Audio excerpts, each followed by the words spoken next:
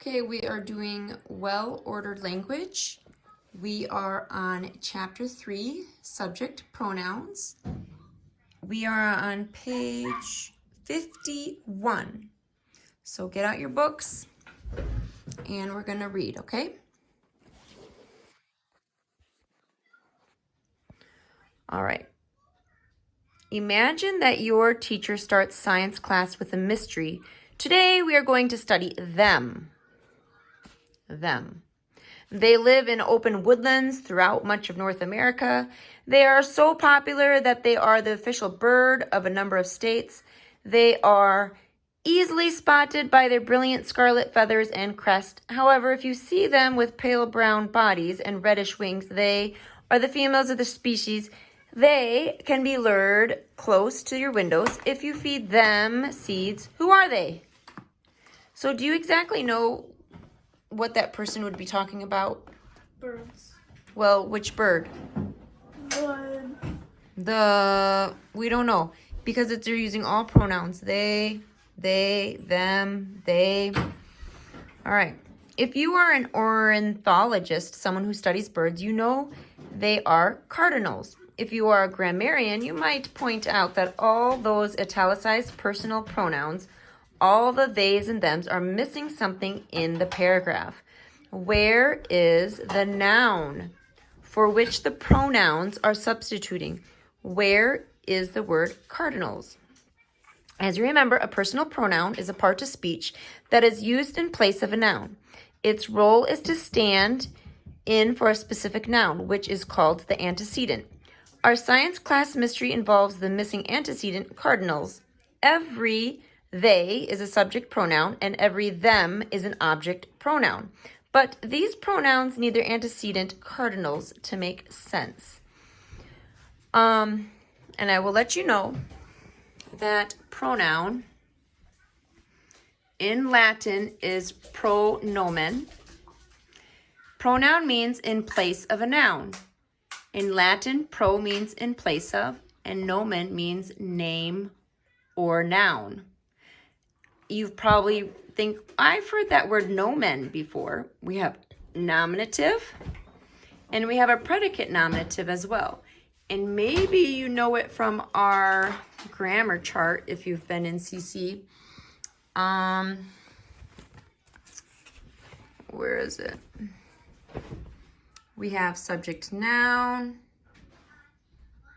No, that's not what I wanted to tell you. I wanted to show you that if you've done the Latin, we say nominative, subject, genitive, possessive, dative, indirect object, accusative, direct object, ablative, object of the preposition. So when we're saying nominative, that's Latin for the subject or the noun, okay? All right, that's just a side note. And the word antecedent means goes before the pronoun that refers to it. Ante meaning before or in front of, and seed means go. So it's literally go before or in front of the go, right? So we have antecedent and we have pronoun. In this chapter, we discuss personal pronouns that are subjects or predicate nominatives. I, you, he, she, it are the singular ones. We, you, and they are plural. Because of the function of these pronouns in a sentence, they are said to be in the subjective case, which is sometimes called the nominative case. The next chapter covers personal pronouns in objective case, which means they function as direct objects or objects of the preposition. So now I wanted to show you this chart. When we have the jobs of a noun names a person, place, thing, activity, or an idea. So the roles of a noun would be a subject, there's possessive noun, adjective, there's an indirect object, a direct object, object of the preposition. Remember we covered that in our first chapter when we said it's on the table. So table is the object of the preposition. It is a job of a noun, but it's not our subject, but it's still a noun. And then we have predicate nominative. Like here we have Jesus is God. This is a noun, but it's not our subject. It's a predicate nominative. And then later we'll find out about these other jobs of a noun, okay? So turn the page to page 52. Writers use pronouns to avoid overusing the same noun, which can be dull.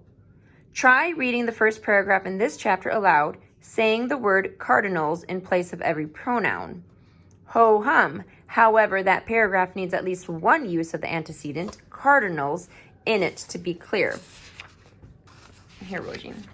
Oh, Okay, so if I were to reread this paragraph, I'd say imagine that your teacher starts a science class with a mystery. Okay, today we are going to study cardinals. Cardinals live in open woodlands throughout much of North America.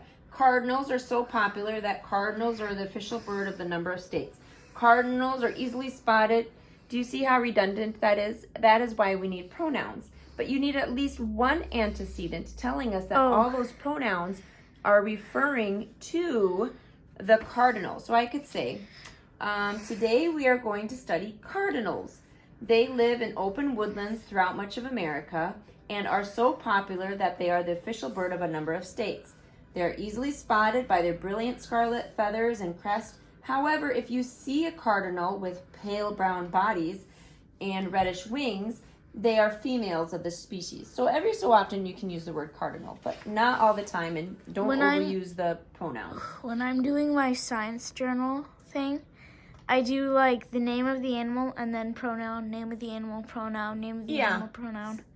All right, so most of the time writers try to balance the number of pronouns and antecedents in paragraphs, both to avoid repetition and to be clear, and that's what Rogine was talking about.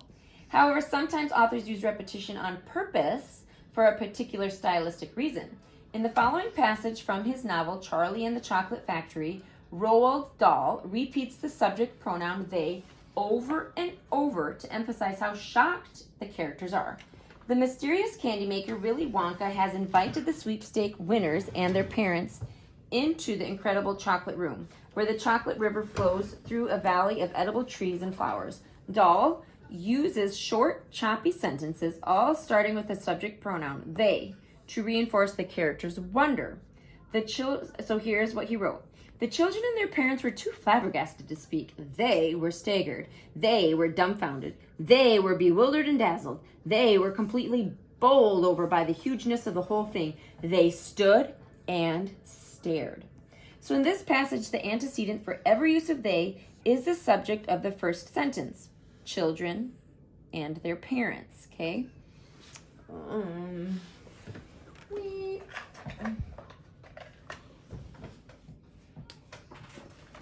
So here is our subject, children and parents. Oh, that's our antecedent. And then these are our pronouns, okay? If Dahl had repeated that subject in each sentence, the character's shocked response to the delicious chocolate room would be lost in excess amount of nouns. Now we're on our last paragraph down here. We have called subject pronouns personal pronouns, which means they take different forms for first, second, and third person antecedents. In other words, you choose a specific pronoun based on whether it is a subject for one speaking, the one being spoken to, or the one being spoken about. The following chart organizes some subject pronouns according to person and number. As you may remember, number indicates whether a noun or pronoun is singular or plural. So look on page 53. On page 53, we have first person, singular, I, second person, singular, you, third person, singular, he, she, it. And now we have first person, plural, we, second person, plural, you, all, third person, plural, they. These are the ones that you would use as a subject.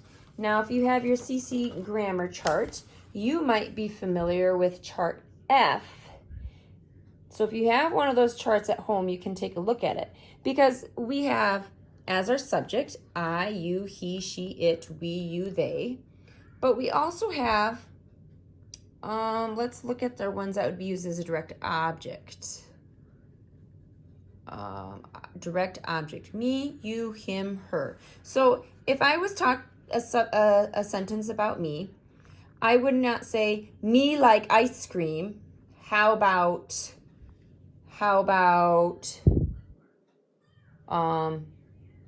she? No, you'd say I like ice cream. How about you? Right? How about you? So, and you're not going to say, let's see, this sentence about Jesus loves me. You're not going to say Jesus loves I. And you won't say Jesus loves she. Because these pronouns are used only in the subject. And this comes naturally because we read books and how we talk. But maybe the terminology you never thought about is like, oh, those are all subject, predicate, nominative pronouns.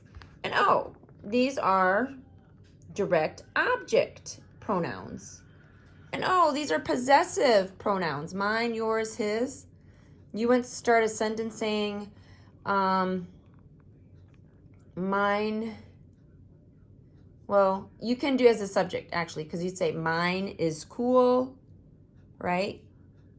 But you wouldn't say my is cool or myself is cool. These are used as indirect object or direct objects, okay? All right. So personal pronouns can be sorted several different ways: by case, subject or objective, by person, first, second, or third, and by number, singular or plural, right? For example, but do remember that they can also be sorted according to the gender. For example, he is masculine, she is feminine, and it is neuter. The subject pronoun I, you, we, they can be masculine or feminine depending on the gender of their noun antecedents, and the pronoun they can also be neuter. So like nouns, subject pronouns can be part of compound subjects, as in the following examples. Don't let the compound subject trick you into incorrectly choosing an object pronoun. So Charlie's grandfather and he ate the chocolate together. Charlie's grandfather and him ate the chocolate together is incorrect. This one is correct. Second one. You and I will read the novel over again. You're not going to say you and me will read the novel over again. Sometimes the subject pronoun appears in predicate nominatives. Don't let the fact that the pronoun follows a linking verb trick you into choosing an object pronoun. A predicate nominative is a subject complement, not a direct object, so a subject pronoun is a correct choice. So it says the owner of the chocolate factory was he is the correct way, not to say the owner of the chocolate factory was him. That would be poor grammar. And our last example is, in the book, the two foolish girls were Violet and she. And incorrect is, in the book, the two foolish girls were Violet and her. Okay. There's a pause for punctuation. Look at that with your teacher at home. Rosine, come here, please. So we are going to analyze our sentence. He is eating the chocolate. You can write it down if you want, or just follow along with me. So first we're going to read the sentence aloud. He is eating the chocolate. This sentence is, and this is a sentence and it is declarative. This sentence is about he. So he is a subject because it is what the sentence is about. Since he is a subject, underline it and place a capital S above it. This sentence tells us that he is eating. So is eating is a predicate because it is what the sentence tells us about he. Since is eating tells us something about he, we're going to double underline it, the predicate, and place a capital P above the action verb. This is a predicate verb because it shows action. There is no linking verb because predicate verbs do not need linking verbs, but there is a helping verb, right? Is a helping verb because it helps the verb. So we're going to label it HV above there. Chocolate tells us what he is eating. Since chocolate tells us what he is eating, we're going to put a circle around it and label it our direct objects. Chocolate is an objective element because it completes the meaning of the action verb. It is a direct object because it tells us what he is eating. The is an adjective. And there we have it like that. If we diagram it, we have it something so simple as he is eating chocolate. The. All right. Now, when the subject pronoun functions as a predicate nominative or a part of the compound predicate nominative, analyze and diagram it just as you would a noun in the same position. If the compound predicate nominative includes more than 2 nouns or pronouns, we can add extra legs like we have here. Here's an example. 3 winners were Augustus Gloop, Mike TV, and he. So you can diagram it like this.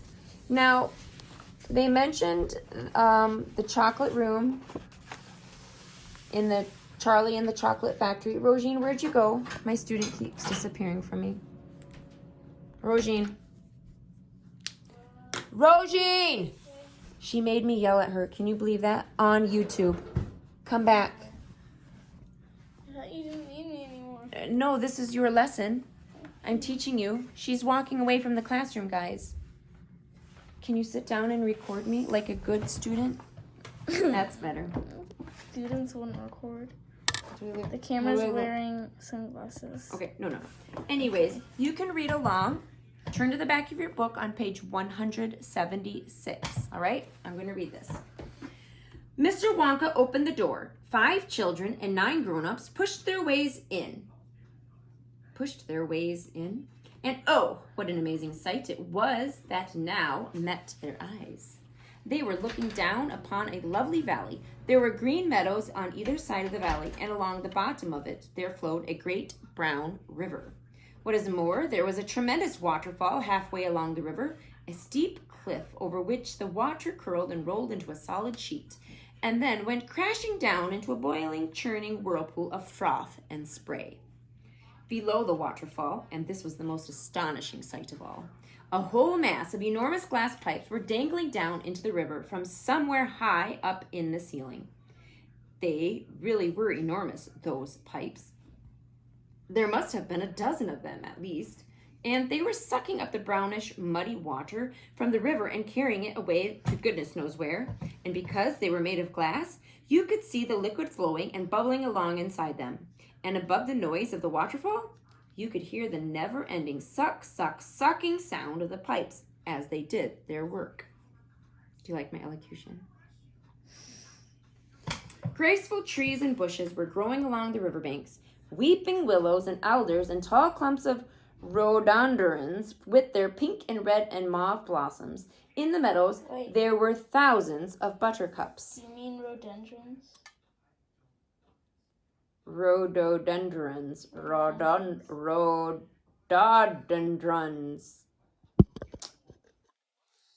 Anyways, there! Cried Mr. Wonka, dancing up and down and pointing his gold-topped cane at the great brown river. It's all chocolate. Every drop of that river is hot, melted chocolate of the finest quality, the very finest quality. There's enough chocolate in there to fill every bathtub in the entire country, and all the swimming pools as well. Isn't it terrific? And just look at my pipes. They suck up the chocolate and carry it away to all the other rooms in the factory where it is needed. Thousands of gallons an hour, my dear children, thousands and thousands of gallons. The children and their parents were too flabbergasted to speak. They were staggered. They were dumbfounded. They were bewildered and dazzled. They were completely bowled over by the hugeness of the whole thing. They simply stood and stared. Why haven't we heard anything about the Oompa Loompas? Well, it's just an excerpt. But now, Oh man, I like the Oompa Loompas. also, we can read about the author, Roald Dahl. And if you guys know of any of his other books, he wrote Matilda. Matilda, the James and the Giant Peach. He writes all the good ones. Anyways, on page 187, I'm going to read about the author. He was born 1916 and died in 1990. What do you think? Is this person real or made up? A British fighter pilot during World War II who was shot down and seriously wounded, a spy for England's intelligence agency, M16, the coiner of the term gremlins, really? For mythical mischievous creatures who sabotage airplanes and make them crash. A friend of President Franklin D. Roosevelt, the husband of Patricia Neal, a famous American actress, inventor of a medical valve used by doctors for people with head injuries, a television host and writer. I never knew any of this. The father of 5 children and the best-selling author. He's very real. He's Roald Dahl. Roald Dahl.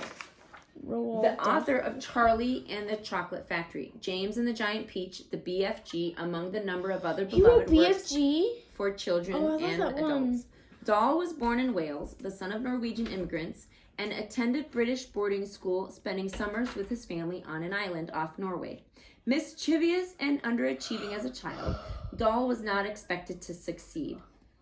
One of his boyhood teachers wrote on his report card that Roald was a persistent muddler, vocabulary negligible, sentences malconstructed. He reminds me of a camel. Many of his children's stories feature young people suffering at the hands of cruel adults, like Matilda, over whom they eventually triumph. That's amazing. I didn't know any of that.